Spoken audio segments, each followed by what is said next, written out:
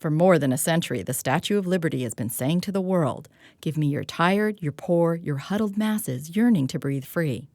The story of immigrants coming to America is part of San Diego Musical Theater's production of Ragtime the Musical. Louis Pardo plays Tata, a Latvian immigrant in the early 1900s. Tate comes to America in search of something greater and finds that it's just the same story in a different place.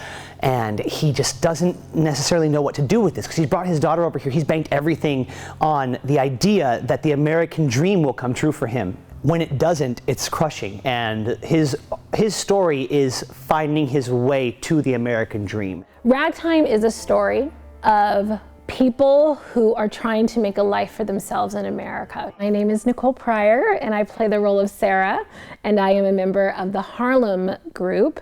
There are 3 groups in the show. There's the New Rochelle, there's Harlem, and then there's the immigrant group, and my character is one of the Harlem. 5, 6, 7, 8.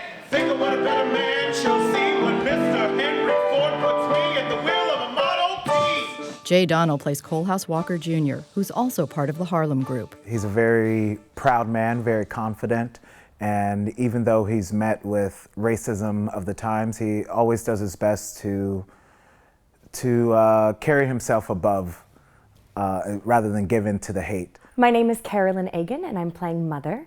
And Mother is the quintessential turn-of-the-century woman, where she's straddling this line between being a woman of the past and a woman that follows her husband and follows all the rules and does everything right, and coming into her own as a woman of the new century. It's interesting that the show starts at 1906, and they talk about having 94 years to go before this change happens, and here we are in 2016, and we're still facing some of the same injustices that people had to face, immigrants and people of color and women had to face, at the turn of the century. Colehouse has this beautiful song at the end of the show called Make Them Hear You, and it could be sung at every Black Lives Matter rally that has ever happened. I think that the show is very relevant because it's about social turmoil, and social turmoil is never going to go away. Wow, it really makes you just go, wow. Paul David Bryant joined the national tour of Ragtime the Musical back in 1998.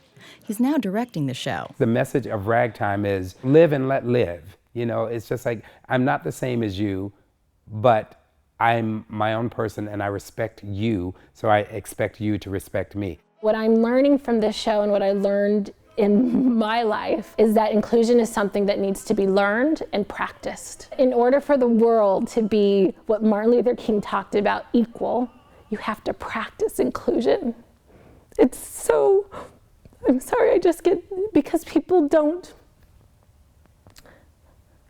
realize it's a problem because they're not racist. They don't realize that it's not that they personally are trying to exclude others. And that's what this musical is all about. By the end of the show, you will understand how inclusion can make a difference.